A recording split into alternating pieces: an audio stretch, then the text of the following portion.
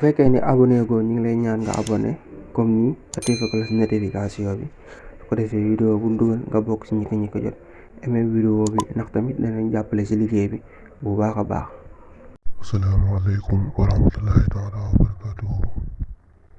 maa ngi leen di nuyu di leen jaajëfalaat yéen ñoo xam ne yéen a siiwul seen Mounawir TV di leen wax ngir wéy di abonné pour ngeen abonné ko ñu ñaan nga abonné activé ko notification bi su ko defee vidéo bu dugal nga bokk ñi ko jot bul fàtte tamit aimé vidéo bi ndax tamit li ci am njëriñ la.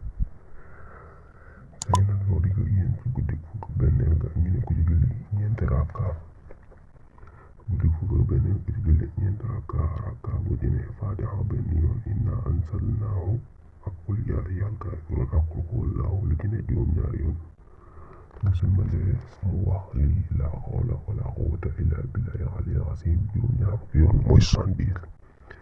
bu ci noppee mu teg ci julli ci yonent bi sallallahu taala alayhi wa sallam juróom-ñaar yoon julli bu waaye man mu ne dees na ko jéggal bàkkaaram yi njëkk ak yu mujj te laaya bu ca ne dees na ko ca bindal tiyaabay jaamu yàlla am at laaya nag boo ko déggee mooy laaya bu ca ne booy xool alquran dangay gis partaane laaya comme su mel ne alhamdulillahi rabbil alamin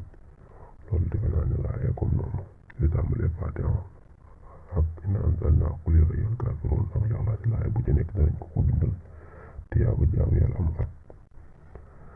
mu ne dees na ko ca bindal tiyaaba jaamu yàlla am at dana mel itam ku wëral junni jaam sarase junni dërëm reggal junni ñu xiif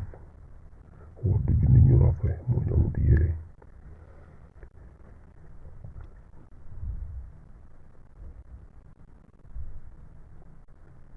te tamit lépp lu nekk ci kaw suuf bu leeree junni ñu xiif woddu junni ñu rafle lépp lu nekk ci kaw suuf dana ko jéggul yàlla suñu borom moo xam lu tooy wala lu wow lu naaw wala lu am danañ ko te dees na ko musal ci balaa yi ak fitna yi ak xiif ak ràgg mooy ay feebar ak yooyu ak ràgg ak sa dund junne te dees na ko musal ci metti su dee